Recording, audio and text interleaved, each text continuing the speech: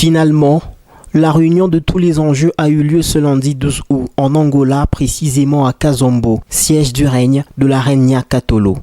Autour de la table, l'empereur Mointiave, le gouvernement angolais représenté par le vice-gouverneur et la reine Nyakatolo. Pour cette dernière, cette rencontre a été le moment de vérité.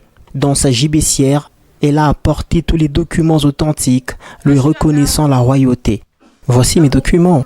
Dès l'arrivée des Portugais, ils m'ont trouvé ici comme reine et m'ont reconnu comme étant la reine. Mais Chinouké, c'est un chef qui n'a pas une juridiction assez grande, mais il veut se mettre à mon niveau, il veut s'égaler à moi.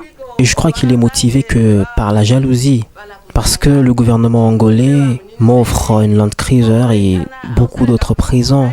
Mais lui, il ne reçoit rien de la part du gouvernement angolais. C'est pour cela qu'il veut s'imposer en passant par l'UNITA, qui est le parti de l'opposition, pour essayer de me fragiliser. Le gouvernement angolais, par le biais du vice-gouverneur, a éclairci l'auditoire sur la législation angolaise concernant la gestion du pouvoir coutumier. Depuis l'indépendance de l'Angola, l'État angolais reconnaît seulement dans cette province de Mushiku à Alto Zambezi l'existence d'une seule reine, qui est la reine Nyakatolo. Il n'y a pas de roi ici. Et même nous, le gouvernement, n'avons pas le droit ou encore le pouvoir d'imposer un roi ou une reine si cette personne-là ne provient pas de la descendance de Nyakatolo. Bref, le gouvernement angolais n'a aucun droit de nommer soit un empereur ou une reine ou un roi. Apporter sagesse et gérer les conflits dans son empire est l'un des rôles de l'empereur. Ce besoin s'est fait sentir ici à Kazombo, où un chef d'une collectivité du nom de Chinouké rivalisait avec la reine. À l'arrivée du Mointiave à Kazombo, l'homme a pris fuite. Il sera donc absent de cette réunion qui déterminera son avenir.